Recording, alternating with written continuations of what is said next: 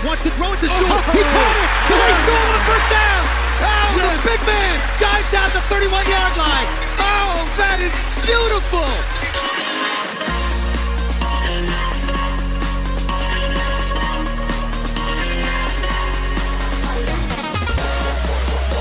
Fields looking, pressured, hit from behind, taken down. Aiden Hutchinson got him. No respect.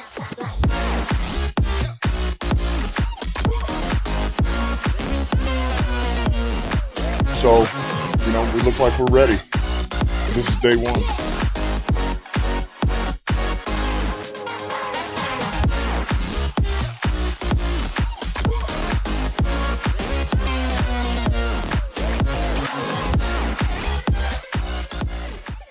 No respect.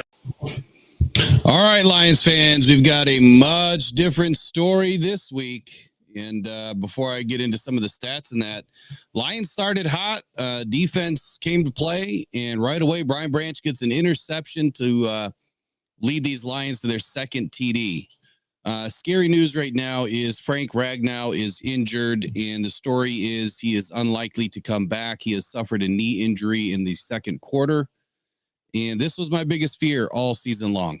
I was hoping that the Lions would address the center position in the draft and at least find a guard that could be a competent backup. But, man, what are you guys thinking right now of this Lions offensive line? Every single week they're having to battle with a different front, and now we could be down what is our leader of the offensive line, Frank Ragnow. Wishing him the best. I'm hoping that, this turns out to just be a giant scare, and maybe he's got a little bruising or something, and he'll be back here in the next week or two. But we'll see as the game develops. There's still a shot he can come back, but they said it was unlikely. Right off the get-go, let me throw some stats in here. I want to talk about playmakers right now. First half playmakers on the defense. Apparently I called him Bryce Irvin. Bruce Irvin. He gets right off to Schneid, man. Comes in the game and produces a TFL and a sack. I don't think anybody expected, him to have an immediate impact the way that he did. But he did, and thankfully he is, because Aiden Hutchinson right now only has one TFL on the day. I've seen a few pressures out of Hutch, but again, we're still not getting home as much as we should be. I do like how AG has dialed up a different defense. It seems like we're sending more guys from the linebackers and the DBs. We're sending more guys in, and that's exactly what we needed to do against these Saints. So hopefully they step it up again in the second half and dial up some more blitzes. Jack Campbell. Not only is this guy wearing the green dot today, sliding in to cover Alex Anzalone, but he's our leading tackler. 6 tackles, 3 solo, and his hat's everywhere around the ball, making plays, and he's coordinating this defense well. Like I said about Brian Branch, right away to be in the right spot at the right time, get his second interception of the season, and 1 pass defensed, and helps set up our Lions for our second touchdown. And Reeves Maben, shocker today. He's our second leading tackler with four tackles, 3 solo. Also has a pass defensed and quarterback hit. So linebackers came to play today. And Bruce Irvin has given this defense a little bit of a push that I think we needed. Offensive side of the ball, this has kind of been a weird day so far. They start off hot. Quickest team to score 3 touchdowns inside 7 minutes. Since 2000. Just an incredible stat. I don't know if I said that right, but third team, since 2000 to score 3 TDs in the first 7 minutes. So we get out hot, and then we do what I was hoping they wouldn't do, which is pull the gas off, right? They pulled their foot off, took the foot off the throat, whatever you want to call it, and they stopped the up-tempo.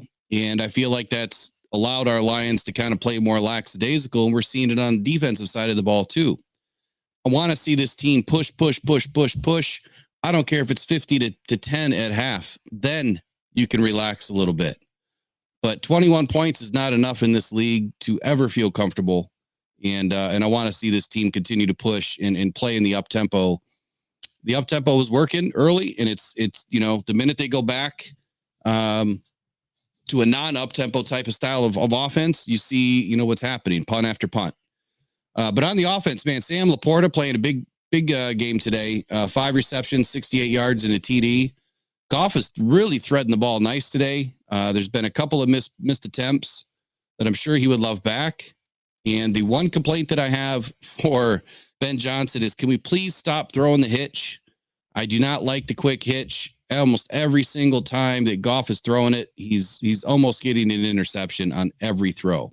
And I'll probably go do a video at some point this season and kind of show that progression throughout the season of where a couple have worked. Yes, we've had one big play come off of it, and Jameson Williams would really work well on that throw, but I want to see him working back towards the line to be able to catch the ball in motion as opposed to kind of sitting out there on an island. This is a dangerous defense of backfield to be throwing those passes. St. Brown, kind of a lackluster day. I believe he has 6 targets on the day right now, only 2 catches, 49 yards, 2 big catches, 1 for a TD and 2 for obviously a first down. Jahmyr Gibbs, 6 of 49 on the day, 11.3 yards per attempt. I think that has changed now. I don't think it's 11.3 anymore. Let me just double check.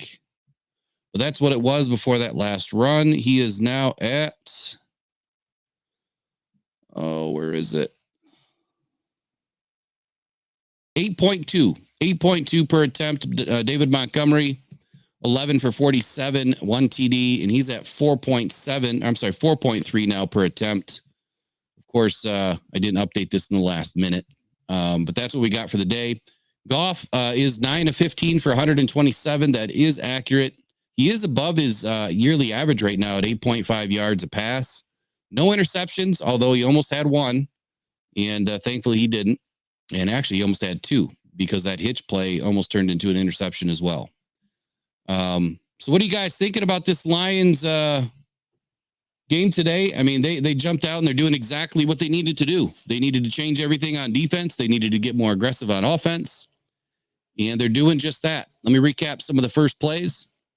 And it looks like I got a bunch of people that just joined in. So if you just jumped in, I'll throw the stats up here for a minute so you can kind of see who's our playmakers of the half so far. I did feel there's a missed opportunity there at the end of the second quarter. I mean, you've got to get that TD. You've got to dial up some bigger plays, but we know that the Saints have an incredible red zone defense. We talked about it on Friday. They're one of the best defenses in the league in the red zone. So you really have to get unique and dial up the right type of plays, use a lot of misdirection and disguises, and get our guys open. The Lions have been having some issues with separation over the last few games.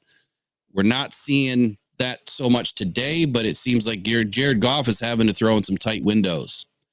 First drive. I mean, look, Jonah started off the day with a false start, but then he dialed right in. And you could definitely tell a difference when Jonah's in the game. Our offensive line was getting great push and doing all the right things early. But after that false start, the line settled in and really started to push for our running backs to be able to get open and drive some holes. Goff and Ragnow had a miscue to start the game on that fumble that was also a false start, I believe, on the same play. But the Lions ran the ball 4 straight times for the first down, and then the play action worked to the first pass for 11 yards to Jameson Williams. Good to get him activated early in the game. They haven't gone to him again since that I've seen. But that big off-tackle run by Gibbs for a gain of 36 yards, which helps set up Monty for his easy run off of the outside zone on the right side for a touchdown, his 10th of the season. 7 runs, 1 pass with an offensive penalty in the first drive. Only took 3 minutes and 45 seconds off the clock, went 80 yards. On the Saints' first drive, first pass was intercepted by Brian Branch, and you guys know the story from there. The Lions took the ball over, and Sam Laporta catches a pass for a TD over the middle. Great protection for Goff. He's had all day in the pocket today, and that's been a nice change over the past couple of weeks where he was just under constant pressure. He has had a few plays, today where he's been under a lot of pressure, and we see what happens there. Sewell missed a big block that dropped Goff for a big sack, and that can't happen. Saints' second drive, Hutchinson got in for a TFL early on the drive, and third down, we had a solid pass breakup by Sutton. But look, man, Sutton also got burned today. Bad. I believe it was for 24 yards. Let me go down here. It was the Saints. Let me go to the Saints' third drive. So he had a nice lockdown play on second down with the TFL. Then 3rd and 5, Irvin got his sack. And on third down, Hutchinson and Irvin both collapsed the pocket nicely. And that's what we were looking to happen by adding another pass rusher that can get home. I get it. You know, Irvin's old, and a lot of people are thinking he can't produce. Clearly, the guy still has wheels. He still has a snappy, twitchy first step, and he got in. It was almost like a competition between Hutchinson and Irvin to who was going to get home first, because they were kind of getting there at the same time. But later on in the game, and I forget which drive it was, I think it was the Saints' 5th drive, where they really started playing soft defense again, and they let up that huge pass play to a wide open receiver. I forgot who caught it. It might have been Olave. But Sutton got absolutely torched. And then a couple of plays later, Joseph got torched. So when the Lions bring the house, you know, the DBs, they're not staying sticky. And that's been a concern this entire season. It's either we're all in on the DBs or we're all in on the defensive line. And together they're struggling, working together in a way that is commensurate to both sides of the defense having, good opportunities and doing their job.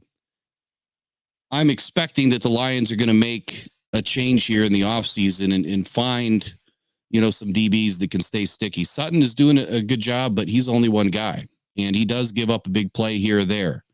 I would think that would probably stop happening if we had another DB on the other side that was just as good, and if we had a pass rush. We'll see what they dial up in the second half. I'm hoping the AG makes some changes, because, in that second quarter, we didn't look as stout as we did to start the game. They really came out with some good energy, and it kind of went away. That that one play to Graham, that touchdown, he's in the game. First play he's in the game. Why didn't anybody cover him? Tracy Walker, man, he got beat on a shimmy, and it was a weak shimmy. I would not expect that out of Walker. Walker's got to get up and jam Graham, get in his face, and stay up on him. I don't know if there was a miscommunication there, but that touchdown shouldn't have happened.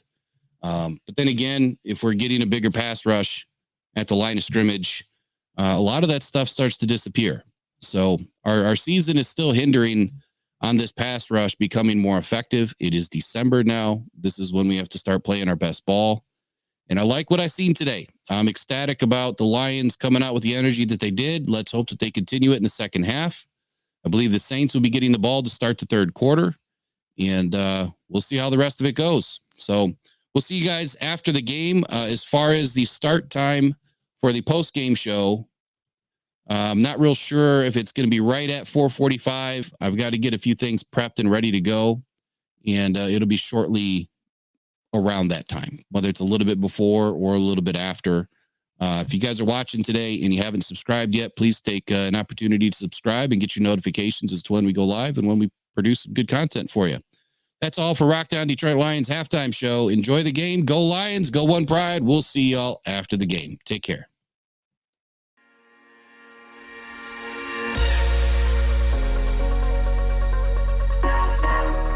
Wants to throw it to Short. He caught it. He's going to first down. Oh, yes. The big man dives down the 31-yard line. Oh, that is beautiful.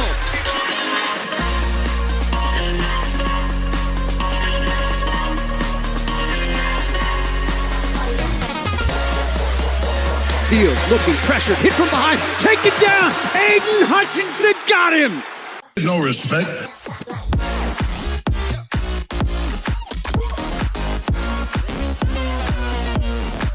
So, we look like we're ready. This is day one.